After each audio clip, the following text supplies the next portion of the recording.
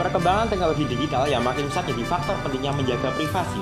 Regulasi terkait masalah data pribadi di Indonesia telah diatur dalam pasal 28G ayat 1 Undang-Undang Dasar 1945 yang terimplementasi dalam UU Nomor 11 Tahun 2008 tentang Informasi dan Transaksi Elektronik dan telah diubah dengan UU Nomor 19 Tahun 2016. Oleh karena itu, sikap kritis terhadap data pribadi harus tumbuh karena problematik data pribadi seperti kebocoran data memunculkan spekulasi besar di masyarakat.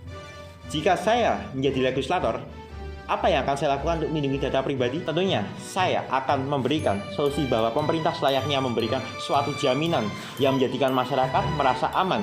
Pengelolaan data pribadi oleh penyelenggara sistem elektronik seharusnya memiliki aturan internal untuk melindungi data yang tersimpan di dalamnya, karena seringkali tidak kredibel. Selain itu, Badan Siber dan Sandi Negara perlu lebih giat mengawasi pihak-pihak yang berniat melakukan penyalahgunaan data.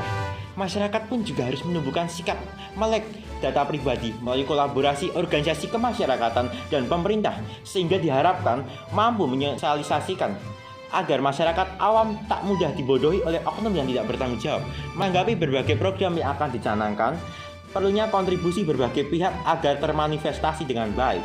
Begitupun peran DPR RI sebagai wakil rakyat untuk merekonsiliasi permasalahan data kredensial melalui beberapa fungsi parlemen pada pasal 20A ayat 1 Undang-Undang Dasar 1945 yang meliputi fungsi legislasi dengan meninjau ulang dan menyusun penyempurnaan lebih spesifik terhadap UU tentang Informasi dan Transaksi Elektronik yakni UU Nomor 19 Tahun 2016. DPR RI juga dapat segera mengesahkan RUU Pelindungan Data Pribadi yang masuk program legislasi nasional DPR 2019.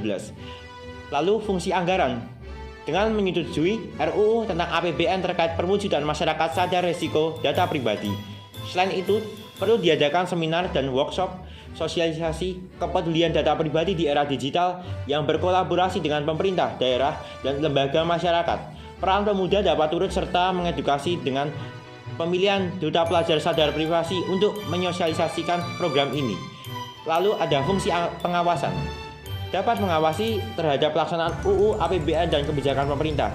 Dalam pelaksanaannya, upaya tindak lanjut penerapan UU APBN dan implementasi kebijakan pemerintah untuk mengarah pada perlindungan data pribadi.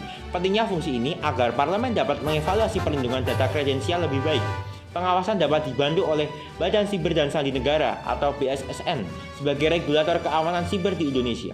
Maka, marilah kita sebagai generasi muda bersinergi bersama pemerintah dalam memajukan perlindungan data pribadi di negara ini. Saya, Yusuf Adi Wicaksono, calon parlemen remaja 2022, Dapil DIY Yogyakarta, siap berkontribusi.